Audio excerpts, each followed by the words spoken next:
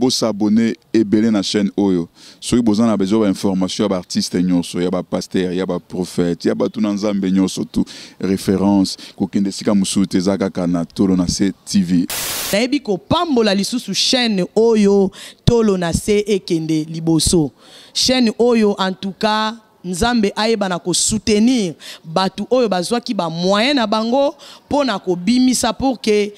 chaîne kende liboso esika mama Kalamba ya zwami vraiment azala béni mama ana Kalamba moi ça mon cosme respect kolo amona yo a visiter yo aselo makambo kama bolamu iza makasi na vie na yo bolamu makasi iza na vie na yo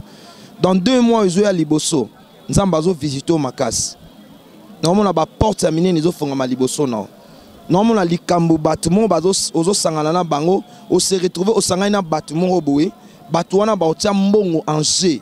et dans 2 mois au monde le comme le mama ana Kalamba ina pesi mbote makasi mona mukolo cheno yeswe que tu dois kumvimbe yeswe olobi venez à moi vous tous qui êtes fatigués chargés je vous donnerai du repos Seigneur cette femme s'est convertie atiki nyonso aboyi nyonso aye pana yonkolo na chetoro nangana sena mukwana lelo na lobi na yo Nzambe opese oyo alingi pese bosenga motema na ye salela ye bosenga motema na ye pe continuer comme ça la kati na ye afin que oyo nyonso Nzambe bayebi yo te bayeba yo na nzela na ye na kombo na Yesu Masiya na bonde de toi qui vient pour le siècle des siècles nous disons amen.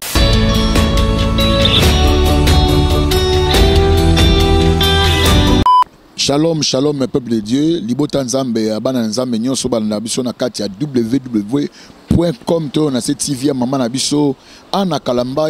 moi c'est papa Carlos Kalamba, maman ya Ozana, maman Joyce, maman David, maman Josué, maman ya bana nyonso, Nzamba lola pambola bino vraiment belé. Je crois avec mon invité Tozo Mekape ko sonne un peu mon belé. Lelo déjà arrivé à corps ya Rajakula. Oyo wapi est-ce que maman na biso ana Kalamba aleka ki pe wana na école wana pour ne pe moi kobina malgré tout aussi mba pena mo belé belé mais par rapport à guise à reconnaissance il y a est-ce que maman na biso ana Kalamba na benga ke na combat bête sauvage to ba na combo ya Masamba Jeanne ya utaki pe wana je crois avant que nzama benga ye abaluka balpe pe na moi mokili na invité na ngato sur pe moi belé mais aussi mana pe mambu ya Rajakula de ce moto ko mo makamwa muke bozaka pona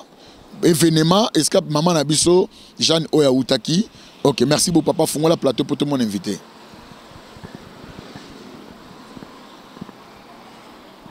OK, mbote papa Eric. L'homme de Dieu dans mon lieu ce soir tout ko la na makambu ya ndenge ni corps ya papa Rajakula en principe ne mission to ko tate mais lokola patron nanga auta na école wana yopo yebira Rajakula ngo to benga ki yopo oro mara pasteur bote se ko zaki na moi place moko utaki na ebite tango ka kisango ya Rajakula ko fali na ebite yo sa ki ndenge ni bon et ça se passe ma casse parce que c'est un vieux que je connais vraiment que son âme repose en paix aza vieux au bena na ebi na mingi et biso vraiment na niveau ya bumbu selembao to eba ki vie wana vie mo no pour dire ba conseil belé pe na niveau na misala na ye abimisa be ba danser belé ba mise be belé ba criper belé donc to za na kata mawa on la vie na biso bon tant on regarde sango keno akufi mais ole akufa na mboka ne moko mais akufi libanda et puis total qui mange je crois collaboration avec Francis a qui ça des photo na enengi akoma ki wana santé za sumala muté et puis akufi libanda donc na mboka na biso ka so muta akufi libanda ne boluka bomona ba luka ba sa ba honneur mo belé alors tant muta malade pourquoi pas bazwaka les devant ya resoigner muta je sais pas moi na habité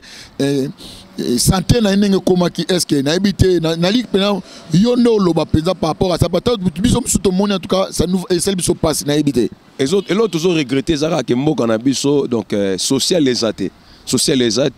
tant aux vivants bazo reconnaître yo na misala na yo mais tant au comme bela au comme moment moko sombre ya vie na yo lisungi ezate donc ezaka regrettable comme on a mutu le fait Rajakula auto yeba ina mboka na biso na misala o ya seta batu lokola nzamba pa mola maman so an Kalamba batura ba maman an baleka na ba ekolo wana basa pe kombo na mboka na biso par rapport à misala o ya vanzamba bengai donc papa na biso Rajakula za mutu to ko négliger te malgré malgré tout corps naïe n'enga komaki c'est regrettable mais l'état nabiso a mec un peu qu'on résoudre certaines choses n'a part surtout les musiciens artistes et musiciens puis artistes en général. Ok, merci beaucoup. En collaboration avec mon cameraman Francis, le noble a causé un corps et outaki, tiningeni et kotaki.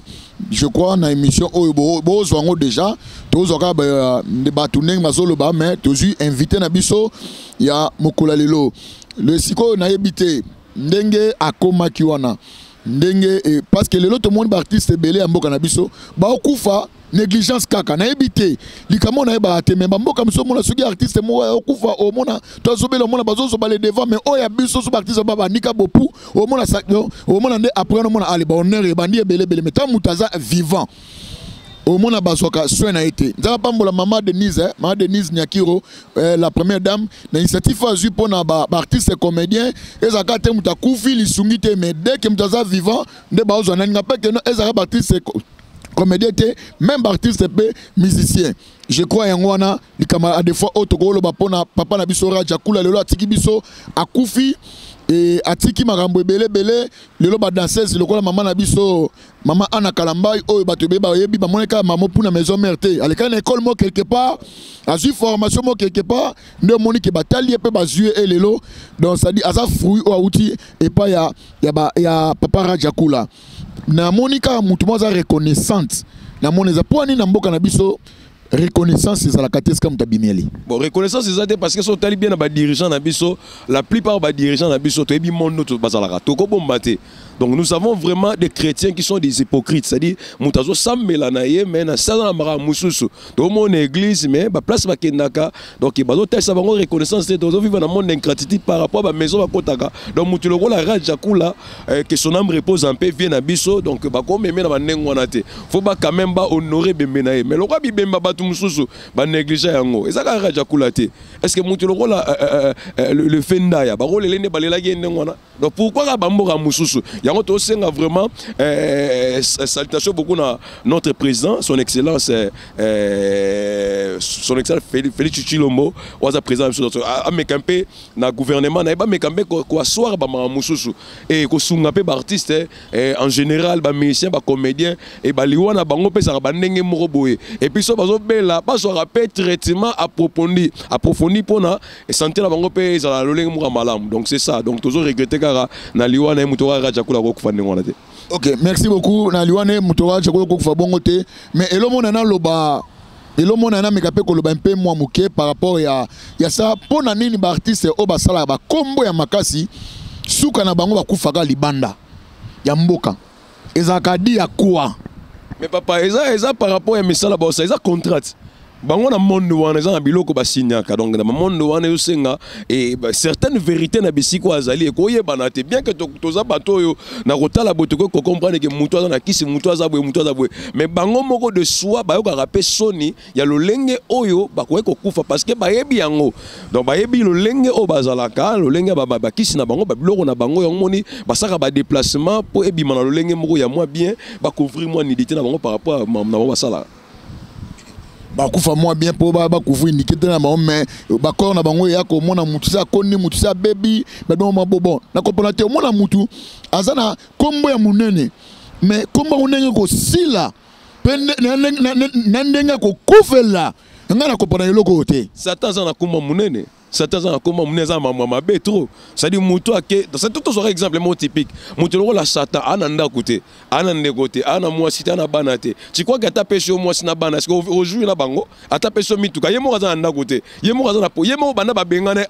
aza na position te parce que tu crois que tant yoke na ndanga nganga ko za via malamu za via malamu te quel que soit grandeur na yo parce que il y a une grande différence pour ça papa Eric il y a une grande différence entre bénédiction na bonheur bonheur est l'oro mususu bénédiction est l'oro mususu nakata bonheur mutako ko s'approprier na ba richesse mituka asa na bonheur na mais la bénédiction c'est vivre avec Christ en paix au kufiliwa moko eza vraiment ozo honorer en tant qu'humain parce que bible na biso quelque part sur un psaume 82 bible na biso na verset 6 7 abi j'avais dit vous êtes des dieux mais pourquoi mourrez-vous comme des hommes c'est-à-dire nous sommes des dieux il y a des autres qui sont des hommes baza bato ba ko falokola bato ba bi homme c'est-à-dire par rapport il y a diable péché malédiction même surtout donc c'est tout à fait normal. Bon, na remaka na mboka na biso soki mutu akufi ba pesa ba honneur moko bo makasi ba honneur moko bien mais soka ba ke okunde kane ba okundele wana na ebosa ne lipe wana na ebite est-ce que mindele ba sala rango na ebite mais ana mboka na biso na mona yango donc omoni Rajakula nenga kufi Rajakula munyoso Rajakula je crois seule chaîne au ezali ekiti na mise à reconnaissance eza mama ana Kalambai nzambe alola pambolo papa asana Francine Noble nde toto ko zomwa bilili wana po bilili ko balancer ba ko balancer ngo bokomona ngo tutu bokomona ngo donc lelo bokomona ngo bozwa ngo mais soka bake neka bake ko kundele wana papa et relaxa sous-développement. Dernièrement, on a telle émission, mon chaîne monte autant à Commoté, on est en train de parler de cimetières. Les lobes à cimetières, on a vu ce jour, on aurait pu sauter. Oh bien, raison, on aurait pu sauter. On doit quand même respecter le corps. Il y a un mouton à couper, corps à bien garder. Mais le cimetière à malongue, ça te. Batoko baya liboso. Surtout qu'il y a un cimetière na bango. Le va peut-être au bazar à orchestre, tout dans la famille moro. Et ça bien peut-être dans le cimetière. Moutora Rajakula. N'habite famille, n'habite. Donc n'enga couper bongo aussi. Na mona qui tombe, na TV tombe, il y a cerveau singate nyarkos. Donc mona tombe nyarkos que tu peux regretter. Donc batombo batumsukutu. Donc moi écoute autant on a TV boesate donc. Donc nzamba sungambo na biso bima na sous-développement parce que mboka na niveau ya C makas. Donc toko bomba na mboka na niveau ya C. Donc soki to bitwa batanga ba mboka donc toko bima ta ba l'échec. Donc soki mboka suki koza no na 9e mboka sous-développé donc RDC na biso ko appelle msupe ba 100p.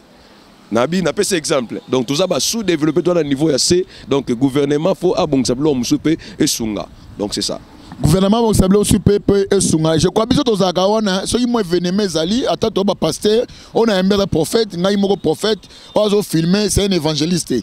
Colossienne, c'est un évangéliste. Donc, il y a des événements, comme on a surtout spécialement la défaut